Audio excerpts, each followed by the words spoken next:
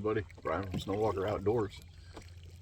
First paddle of the year, and we're paddling in chocolate milk right now. But it's good. We got to use the muscles. We got to get them back into service. I've been doing a lot of training with the dogs. However, today I want to shoot a really quick video, and I'm going to pull over here. I'm going to find a little eddy, and then we're going to kind of hang ourselves up in that. Then we're going to talk about, I don't know.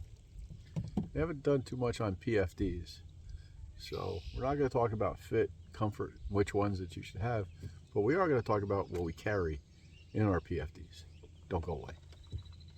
On in our canoe series, so we haven't talked about a PFD yet, and we're not going to talk about how to fit into this yet, and which ones you're going to pick. However, I did want to start off with what you may carry in your PFD. I'm going to show you what I carry in mine, and general purpose is why I carry them, and then there are some options for you. You choose what you want and make it work for you. So let's start off. This is a Stolquist PFD. I'll get into the version that it is because I have several of them later on. But first thing that we have, first and foremost, is a whistle. And we know that our whistle is going to carry over water further and louder than our voices. So this is used to, call attention to things, call out for help, get somebody's attention. Maybe you want them to go in a specific direction. You may want to tell them about an obstacle that's in their way in the water, whatever. Okay, we use this for signaling. So we have this. It's right here, is readily accessible. I know exactly where it is at any given time. I never change its position. There is a very small slant pocket that is right here with the zipper. In here, because it's not very big, I do carry nothing more than a chapstick, but I also carry a very small compass. I don't need to have a big compass. I just need to know my cardinal directions while I'm paddling. It's pretty simple. If you go in a river one way, you're going downriver or you're going upriver. So you pretty much know where you're going, and you have a map. And if you're in a lake or a pond, well, again, it's pretty much circular. If you start here, and then you're going to wind up there, then I know that I need to wind up going back here to where I started. So we have that in this little slash pocket. The chapstick works very well when you're on the water for your lips. They may get dried out, but not only that, if you can't get exactly to your suntan oil or your SPF 45 and you don't have your big hat on, you get your little boonie hat on today. This helps. You can actually put some on, use it on your cheeks, your nose, your chin, however, even the back of your neck. So it does have its uses.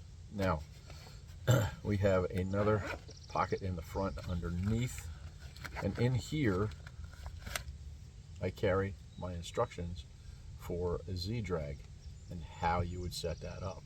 It's a mechanical advantage that you can use to unpin a canoe and get it out of the water if it's filled up with water and your gear and it's sunk and you can't move it. The mechanical advantage allows you to get your canoe out of the water or to get it unpinned. That is the only thing that I have in that pocket.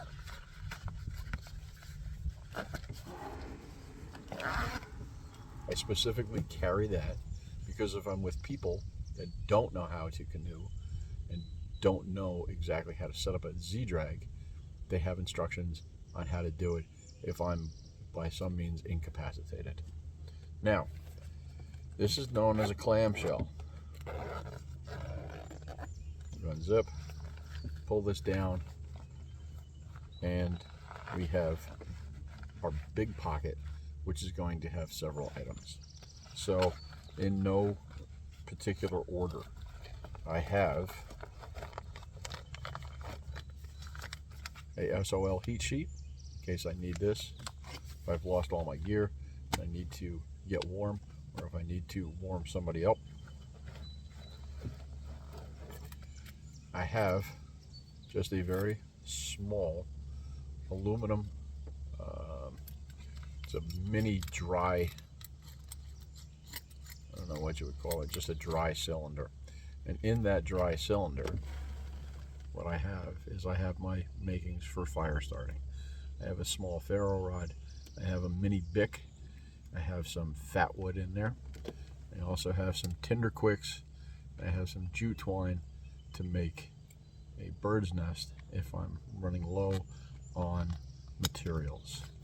Okay, that's in there, it's tucked away, it's sealed with an O-ring, and I don't have to worry about that.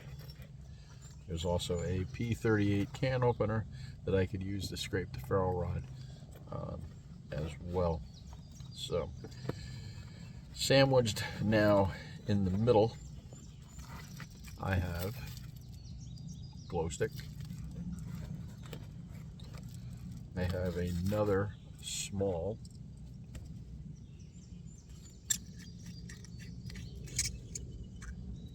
cylinder that's sealed with an O-ring, and I would keep any daily meds that I would take and or over-the-counter drugs, such as aspirin or Tylenol or whatever, allergy medicine.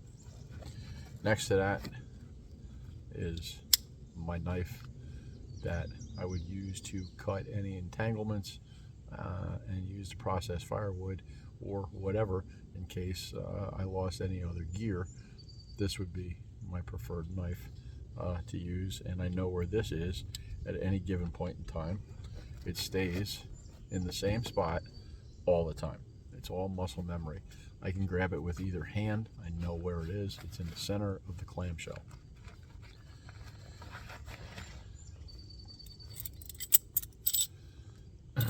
Here we have one pulley and one carabiner and a pre-sewn prusik.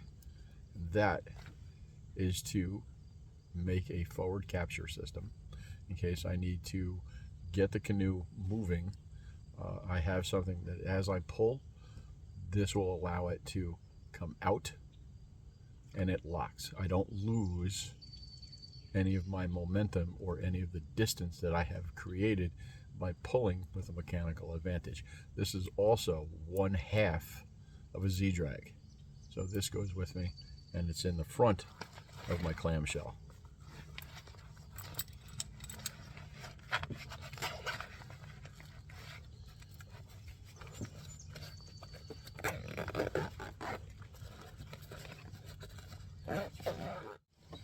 Alright, so that's it. That's what I carry in my PFD. Now some people may say that I should carry more stuff in my PFD. Why don't you carry a full-blown survival kit? Why don't you do this? Why don't you do that? Hey, listen, here's the real deal. The more crap that you put in your PFD, the less effective it's going to be to keep you above the water.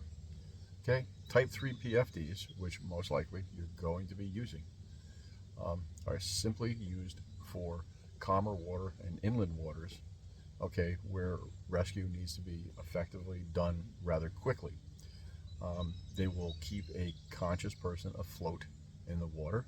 However, they may not, and they probably won't, probably I say, roll an unconscious person over so that they can breathe while they're in the water. Something that you need to think about. That's why I do not put a ton of crap in my PFDs. We'll talk about that a little bit later. We'll go in a little bit more in depthly. Choose and use what you want as long as it works for you. Remember to keep safe while you're paddling. Paddling season's upon us, so we'll be doing some more paddling along with other things. We'll see where time takes us. Anyway, Brian from Snowwalker Outdoors. Thanks for your views and your comments. Don't forget to subscribe. Hit that subscribe button. Hit that notification button. Follow me on Facebook and Instagram as well. There's stuff that you're not going to see on YouTube. And we'll see you on the next one.